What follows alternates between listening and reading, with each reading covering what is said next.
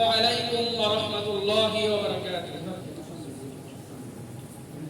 نحمده ونصلي على رسوله الكريم. أما بعد فأعوذ بالله من الشيطان الرجيم. بسم الله الرحمن الرحيم. قال الله تبارك وتعالى: لقد كان لكم في رسول الله أسوة حسنة. صدق الله العظيم. وقال رسول الله صلى الله عليه وسلم: أنا بعثت معلما أو كما قال عليه الصلاة والسلام. আল জামিয়াতুল ইসলামিয়া আজাদিবাজার মাদ্রাসার কর্তৃক আয়োজিত আজকে এই শিক্ষা সেমিনারের সম্মানিত সভাপতি ও দূর দূরান্ত থেকে এলএম পিপাসিত আমার ছাত্র ভাইদের জানাই আমার পক্ষ থেকে শুভেচ্ছা ও আন্তরিক মোবারকবাদ। এই শিক্ষা সেমিনারের পক্ষ থেকে আজ আমাকে বিষয়বস্তু দেওয়া হয়েছে সিরাতুন নবী সাল্লাল্লাহু আলাইহি ওয়াসাল্লাম সম্পর্কে। এই বিশাল পৃথিবী যখন ঘন অন্ধকারে হারিয়ে যাচ্ছিল, জাহেলিয়াতের ভয়ের অন্ধকারে যখন গ্রাস করে নিচ্ছিল সমগ্র পৃথিবীকে, ঠিক তখনই মহান রব্বুল আলামিন এই ধরার মাঝে প্রেরণ করেছিলেন এমন একজন মহামানবকে, যিনি স্রষ্টার সর্বশ্রেষ্ঠ সৃষ্টি জনাবে মুহাম্মদুর রাসূলুল্লাহ সাল্লাল্লাহু আলাইহি ওয়াসাল্লামকে। তিনি এমন এক সত্তাজাত যা জগতের অগণন সৃষ্টির সমাবেশে যার কোনো তুলনা নেই। উদ্রতের ব্যতিক্রম তুলে আগা মহান স্রষ্টার সৃজন কৌশলের ক্রোধহীন এক ছিলেন তিনি, যার কারণে যার সুস্পষ্ট করণীয় ও বর্জনীয় গোটা ম্যাপ বর্জনীয় উপমাহীন রাহবার ছিলেন তিনি। তার মতো কাল বিজয়ী বিশ্ব বিজয়ী এক পূর্ণাঙ্গ গুণের আকার দ্বিতীয় জন আর ধর্মে আসবে না। প্রিয় ভাই ও বন্ধুগণ, নবী করিম সাল্লাল্লাহু আলাইহি ওয়াসাল্লাম রবিউল আউয়াল মাসে মর্মান্তরে 8, 9, 12 রবিউল আউয়াল সোমবার সুবে সাদিকের সময় মক্কার কুরাইশ বংশে মা আমিনার উদরে এ ধর্মকে আগমন করেন। জন্মের পূর্বে তিনি ছত্রছায়া হারিয়েছেন, জন্মের 6 বছর পর তিনি তার মাকেও হারিয়েছেন।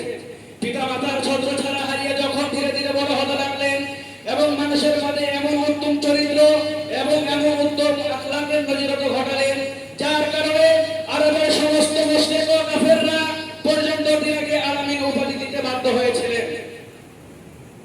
সুপ্রিয় ভাই ও বন্ধুগণ, নবী করিম সাল্লাল্লাহু আলাইহি ওয়াসাল্লামের বয়স যখন 18 বছর, তখন তিনি সমাজ থেকে কুসংস্কার দূর করার জন্য ইলমুল ফুজুল নামক একটি সংগঠন কায়েম করেন। শুধু তাই নয়, নবী করিম সাল্লাল্লাহু আলাইহি ওয়াসাল্লাম বয়স যখন 40 এর মাথায়, তখন তিনি হেরা গুহায় নবুয়ত হন, আদর্শিত হন তাওহীদের বাণী প্রচারে। কিন্তু কিছু মানুষ নবী করিম সাল্লাল্লাহু আলাইহি ওয়াসাল্লামের আহ্বানে সাড়া দিয়ে তাদের মনে রেখা আনন্দিত করেছিলেন।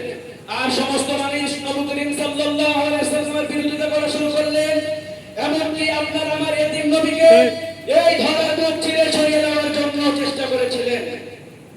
সুপ্রিয় ভাই ও বন্ধুগণ, নবীজি সাল্লাল্লাহু আলাইহি ওয়াসাল্লাম এই অবস্থার নাজুকতা বুঝতে পেরে প্রিয় মাতৃভূমি ছেড়ে যেতে বাধ্য হন। চোখের পানিতে বুক ভাসিয়ে পবিত্র মক্কা শরীফকে বিদায় জানান এবং আদরে ভালোবাসার চাদরে গ্রহণ করে নেন পবিত্র মদিনাবাসী। প্রিয় ভাই ও বন্ধুগণ, কিন্তু কাফেরদের চক্রান্ত এবং জালেমদের জুলুম নির্যাতন মুসলমানদের উপর প্রতিনিয়ত বাড়তে লাগলো। ঠিক তখনই মহান রব্বুল আলামিন রাসূলুল্লাহ সাল্লাল্লাহু আলাইহি ওয়াসাল্লামের মধ্যে জিহাদি স্পৃহা জাগরণ করে দিলেন। তারপর নবী সাল্লাল্লাহু আলাইহি ওয়াসাল্লাম সাহাবায়ে কেরামদের জিহাদের প্রশিক্ষণ দিলেন। তাদেরকে নিয়ে অগ্রসর হলেন যুদ্ধের ময়দানে, প্রশিক্ষণ দিলেন বদরের ময়দানে সিজদায় পড়ে, উহুদের ময়দানে দান মোবারক শহীদ করে, খন্দকের উদয়ে পেটে পাথর বেঁধে 4000 তীরের মাঝে অটলধারী মহানবী সাল্লাল্লাহু আলাইহি ওয়াসাল্লাম উম্মতদেরকে জিহাদ প্রশিক্ষণ দিয়েছিলেন। যার এই করুণা ধারায় 8ম হিজরিতে পবিত্র করেছিলেন প্রিয় মক্কাকে মুক্তি থেকে মুক্ত।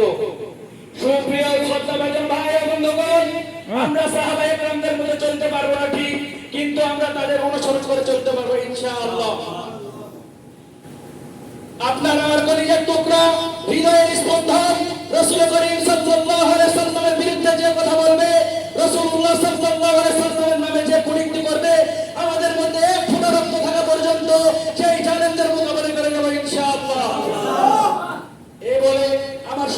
বক্তব্য শেষ করছি। ওয়া আখিরি দাওয়ানা আলহামদুলিল্লাহি রাব্বিল আলামিন।